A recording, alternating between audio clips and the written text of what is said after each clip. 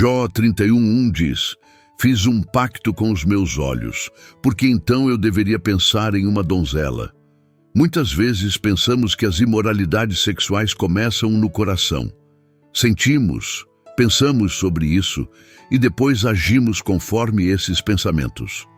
No entanto, a imoralidade sexual não começa no coração.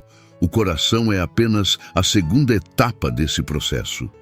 Jó sabia sobre essas etapas da imoralidade sexual. Ele sabia que tudo começava pelo que ele olhava. Se ele olhasse para uma mulher com desejo, o coração começaria a pensar nisso e então o empurraria para o pecado. Jó fez um pacto com seus olhos para nunca olhar com desejo para as mulheres. Davi não conseguiu fazer esse tipo de pacto com seus olhos e caiu em pecado.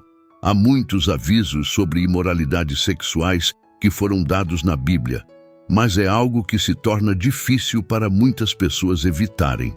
E posso dizer que os cristãos estão incluídos. Veja um dos avisos sobre a imoralidade sexual na Bíblia, Provérbios 6:32.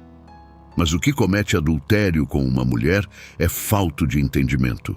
Destrói a sua própria alma quem assim procede. Isso prova que nem todos os pecados são iguais. Sim, todos os pecados levam à morte, mas não são iguais. Você não pode mentir e pecar contra seu próprio corpo. Você não pode mentir e destruir sua alma. A Bíblia não diz que um ladrão destrói sua própria alma ou que um mentiroso destrói sua própria alma, mas diz que um adúltero destrói sua própria alma. Há algo sério sobre a imoralidade sexual que acredito que nós, como seres humanos, não compreendemos totalmente. Provérbios 9:16-17 diz: Quem é simples, volte-se para cá.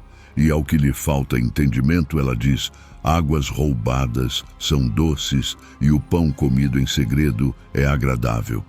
Aqui, esta senhora está citando um ditado bem conhecido, que é uma meia-verdade.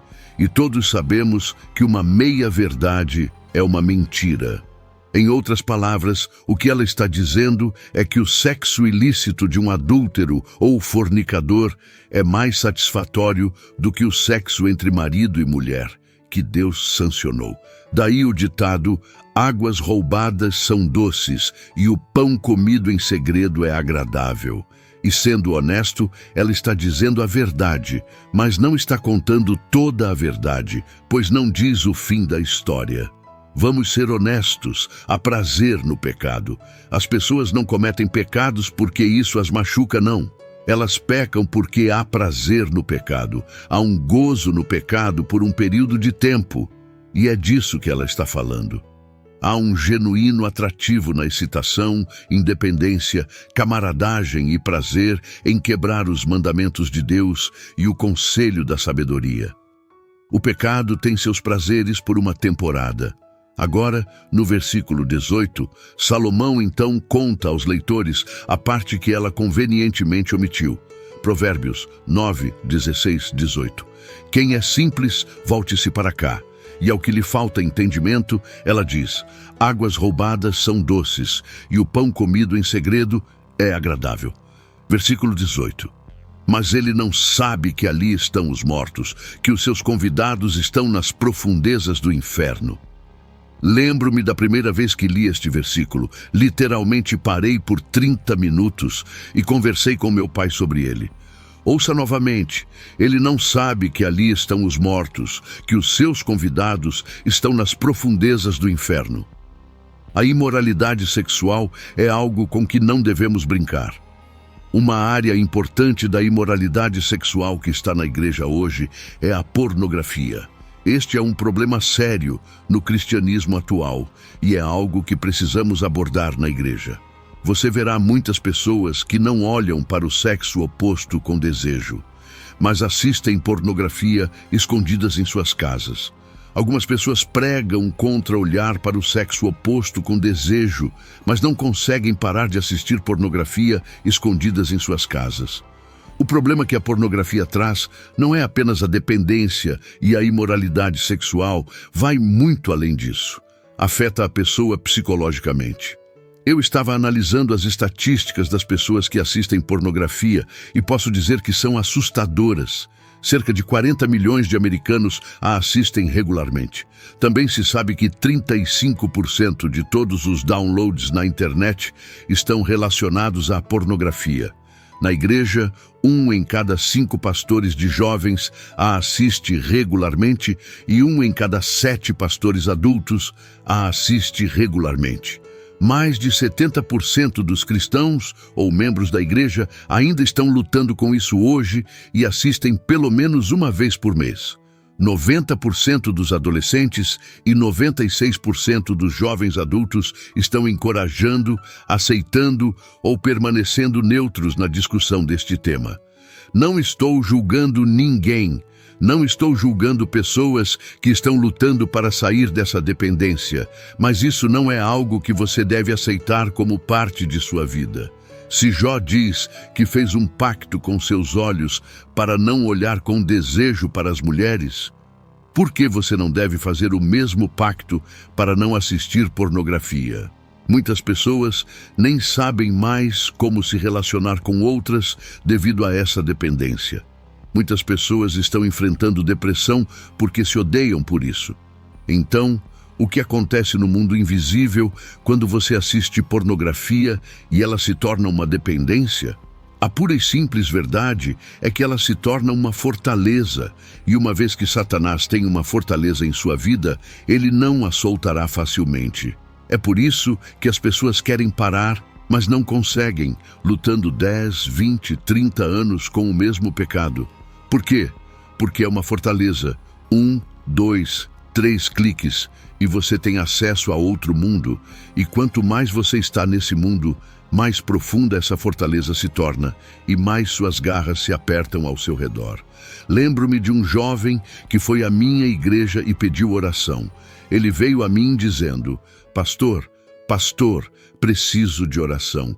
E eu perguntei: para quê? Ele disse que toda vez que tentava orar, as imagens dessas coisas impuras que ele estava assistindo na internet apareciam em sua mente. Sempre que ele começava a orar, começava a ver essas coisas em sua mente e parava. Era como se houvesse um muro literal entre ele e Deus. Isso até afetou seu relacionamento com Deus. Esse jovem veio a mim em lágrimas. Ele queria parar, mas não conseguia. E há muitas pessoas na mesma situação. Assim que o jovem disse isso para mim, pensei em Isaías 59, 1, 2. Eis que a mão do Senhor não está encolhida para que não possa salvar, nem surdo o seu ouvido para que não possa ouvir. Mas as vossas iniquidades fazem divisão entre vós e o vosso Deus, e os vossos pecados encobrem o seu rosto de vós para que não vos ouça. O problema com essa fortaleza é que a pornografia introduz outras fortalezas. Uma vez que a pornografia se torna uma fortaleza, o desejo se torna uma fortaleza, e isso leva a outra fortaleza, a fornicação. A fornicação, então, se transforma em adultério quando você se casa. Uma fortaleza abre a porta para mais.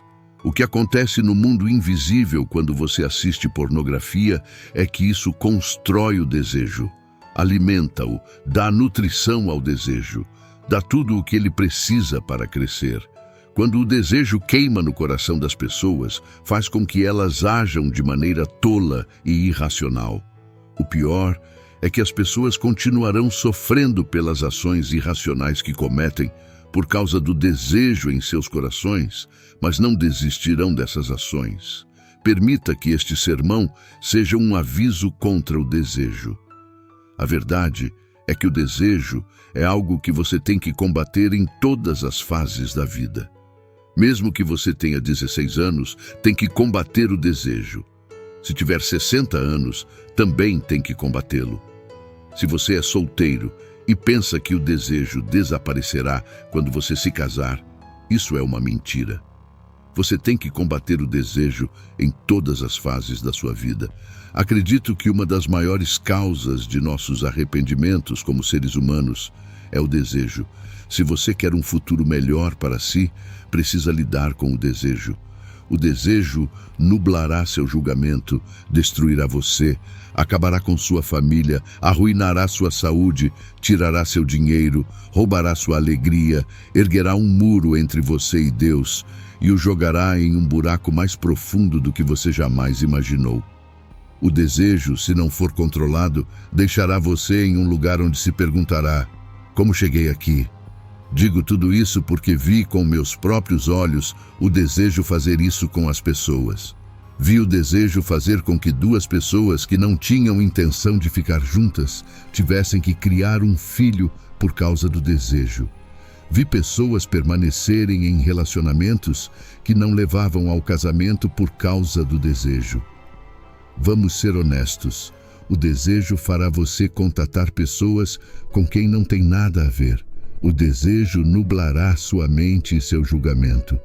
Sua capacidade de tomar boas decisões desaparece quando o desejo está envolvido. Quando você tem sexo na mente, suas habilidades de raciocínio e tomada de decisão são fracas. O desejo faz você se tornar irresponsável. É como uma droga. Quando as pessoas estão drogadas, não são tão responsáveis quanto seriam com a mente sóbria.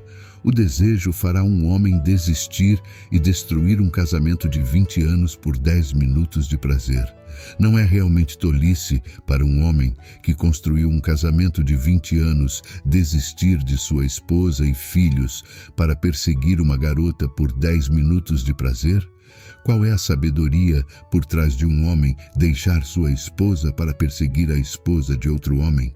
O desejo vende os olhos de um homem e rouba sua sabedoria e força. E uma das maiores mentiras, você vai ouvir, é que a luxúria é um problema exclusivo dos homens. Não são as mulheres que lutam contra isso tanto quanto os homens. Há algumas coisas que as pessoas fazem pelas quais tentam responsabilizar o diabo. Enquanto isso, é a luxúria delas que as levou a agir dessa maneira. Por que você acha que Jó fez um pacto com os olhos? A ideia do pacto, o termo pacto, é de origem latina convenire, significando uma união. Pressupõe duas ou mais partes que se unem para fazer um contrato, concordando com promessas, estipulações, privilégios e responsabilidades. Ele estava de acordo com seus olhos para saber o que ele olharia no trabalho 31:1. Eu fiz um pacto com meus olhos, porque então eu deveria pensar que a luxúria de uma empregada não é algo para se brincar. E no Samuel 11:1-2. E aconteceu. Passado depois que o ano expirou, na época em que os reis saem para a batalha, Davi enviou Joabe e seus servos com ele e todo o Israel, e eles destruíram os filhos de Amon e sitiaram Rabá. Mas Davi ainda permaneceu em Jerusalém, e aconteceu em uma maré noturna, que Davi levantou de sua cama e caminhou pelo telhado da casa do rei. E do telhado ele viu uma mulher se lavando, e a mulher era muito bonita de olhar para ele. Vendo essa mulher levando a todos os problemas de Davi, os olhos olham e veem. Então o coração vai armazenar isso, e o cérebro começará a processá-lo, fazendo com que você pense nisso o tempo todo quando você comete pecado sexual. Você não está pecando contra outras pessoas. Você não está pecando fora do seu corpo. Você não está pecando para destruir a vida de outras pessoas, mas está pecando contra seu corpo. Você está destruindo sua própria vida. 1 Coríntios 6:18. 14. Fuja da fornicação. Todo pecado que um homem comete é sem o corpo. Mas aquele que comete fornicação peca contra seu próprio corpo. Fuja dos pecados sexuais e toda forma de pecado sexual. Fuja das fontes de pecado sexual.